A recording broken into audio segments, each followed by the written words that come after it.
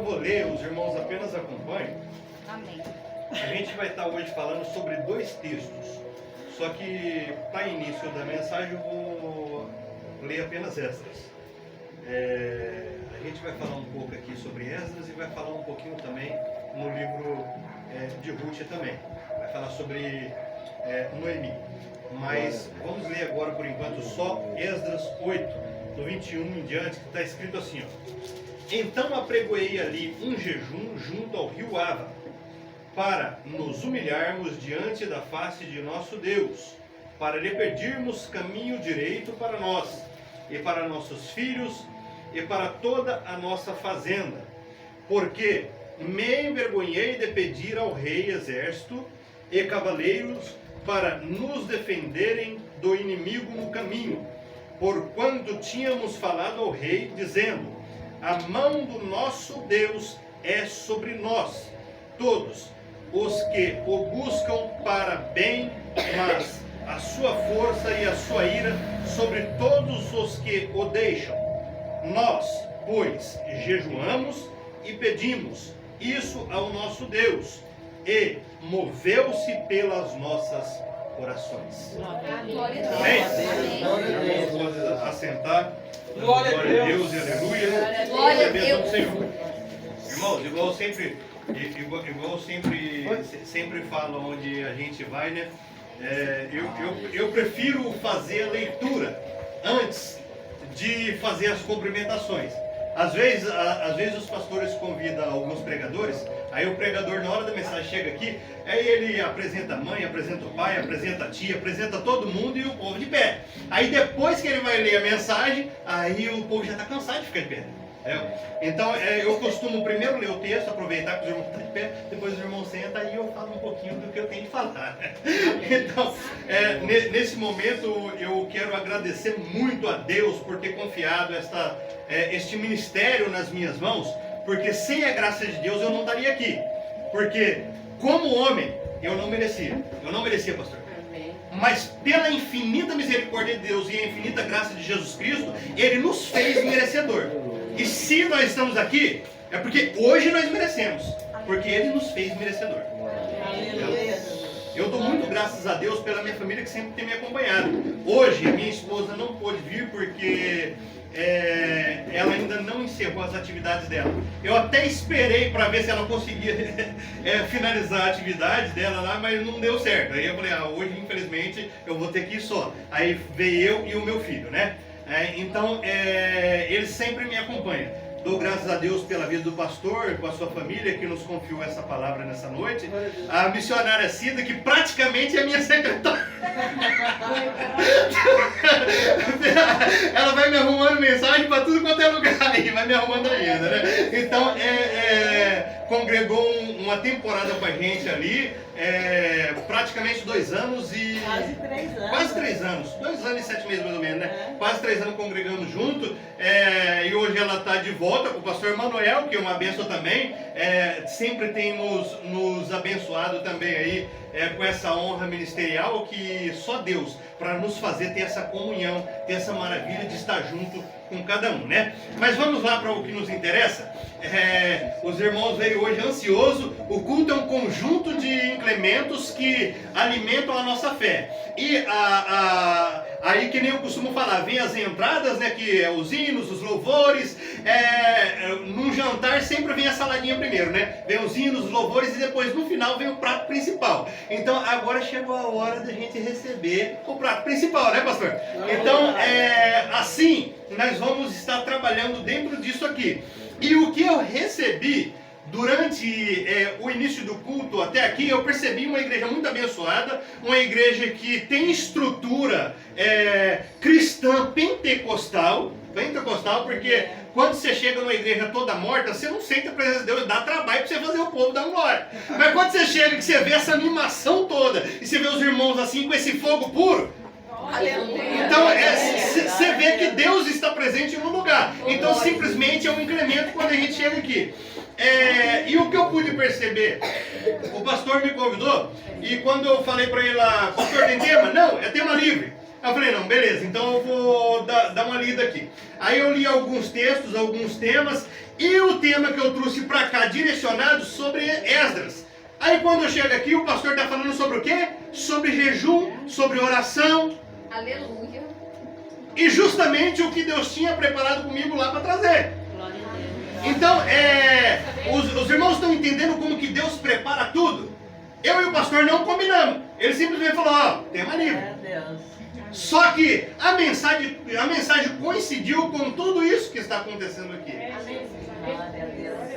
E aqui a gente vai falar de dois personagens na Bíblia. Dois personagens na Bíblia que é muito interessante e fundamental para a gente poder tá entendendo o texto, ter essas duas comparações. A gente leu em Esdras, eu vou ler o outro texto aqui, que fica no livro de Ruth, que é um pouco atrás aqui, ele fica depois de Juízes, aonde está escrito aqui, ó, em Ruth capítulo 1, e versículo 19 em diante, aonde está escrito assim, ó: assim pois foram-se ambas até que chegaram a Belém. E sucedeu que entrando elas em Belém, toda a cidade se comoveu por causa delas. E diziam, não é esta Noemi? Porém, ela lhe dizia, não me chameis Noemi, chamai-me Mara, porque grande amargura me tem dado o Todo-Poderoso. A gente separou esses dois textos para os irmãos entenderem. E no comecinho desse texto, logo nos primeiros versículos, ele vai estar escrito assim, ó: e sucedeu que nos dias em que os juízes julgavam, houve uma fome na terra, pelo que um homem de Belém de Judá saiu a peregrinar nos campos de Moabe, e a sua mulher e seus 2 filhos. E era o nome deste homem Elimeleque, e o nome de sua mulher Noemi, e os nomes dos seus 2 filhos Malom e Quilom, efrateus de Belém de Judá. E vieram aos campos de Moabe e ficaram por ali. O porquê que eu li esses 2 textos? Porque há uma grande comparação espiritual aqui entre a vida de Esdras e entre a vida de Elimeleque. Se os irmãos forem entrar nessa história aqui dos 2 personagens aqui, um agia dentro da direção de Deus e outro agia totalmente fora. Verdade. Então vamos começar já de início pela vida de Elimeleque. No livro de Ruth, quando a gente vê a história de Elimeleque, a gente vai ver que aqui na cidade de Belém, para quem não sabe, Belém significa casa de pão. Belém significa casa de pão. Só que nessa circunstância aqui, Elimeleque tirou a sua família de Belém para ir para os campos de Moabe, onde era uma terra pagã. A casa de pão, que era Belém, estava passando por crise. Agora imagina, a casa de pão não tem pão. O pastor estava falando sobre o quê? Sobre semear. Então, olha só para vocês verem. A casa de pão não tinha pão.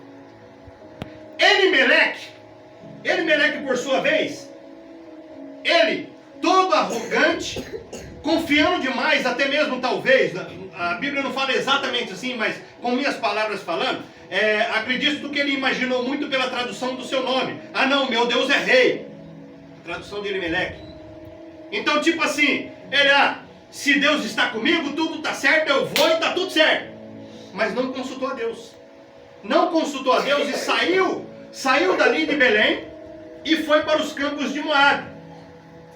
E ali, quando ele foi para os campos de Moabe, no começo, as coisas não foram muito favoráveis. Não foram muito favoráveis. E ele começou a tentar lutar daqui, tentou lutar dali, e não pediu direção nenhuma para Deus.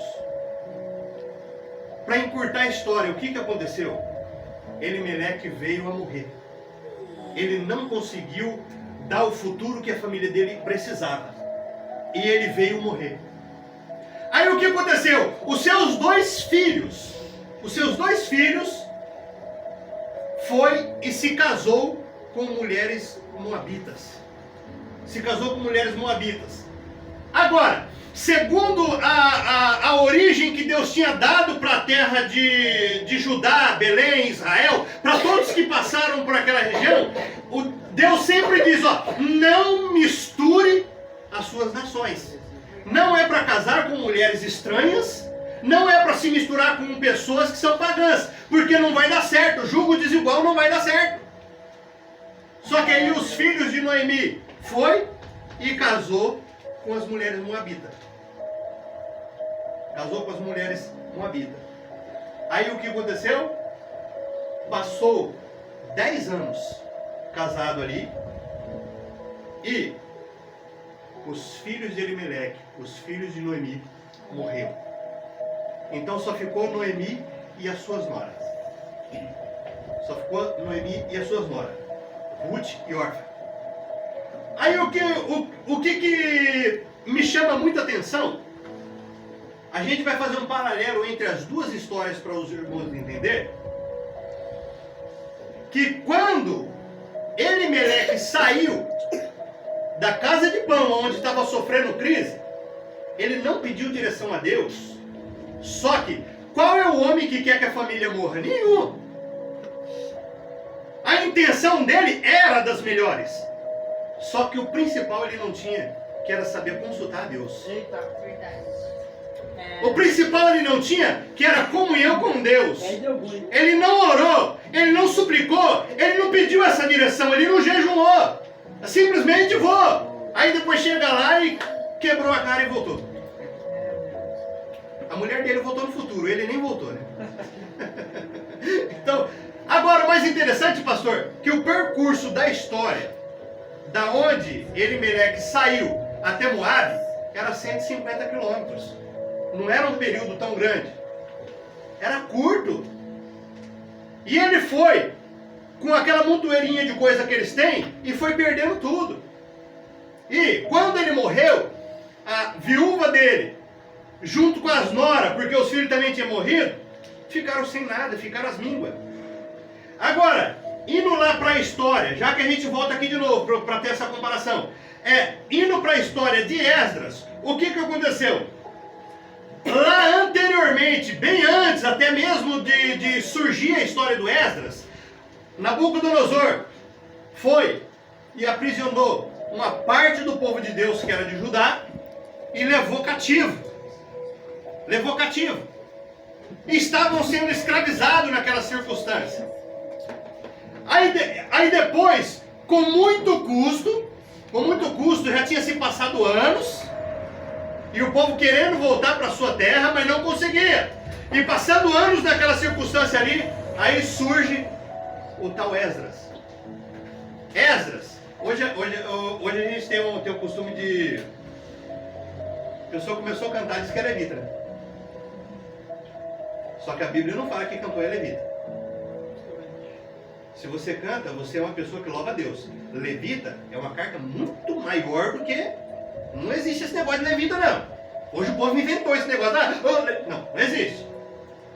Esdras, ele era levita, e porque ele era descendente da tribo de Levi. Levita era aqueles que eram preparados para levar a arca. Era aqueles que preparavam o culto. Era aqueles que preparavam toda a liturgia do culto. Não era aquele camarada que só chegava aqui e cantava. Não. Era aquele que preparava toda a liturgia do culto. Isso era o levita. Eu canto e prego nos lugares, mas eu não sou levita.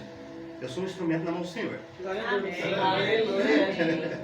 Então, aí o Esdras, ele era descendente de Levi, descendente de Arão, descendente ali de Seraías, e além de ser levita, ele era um escriba.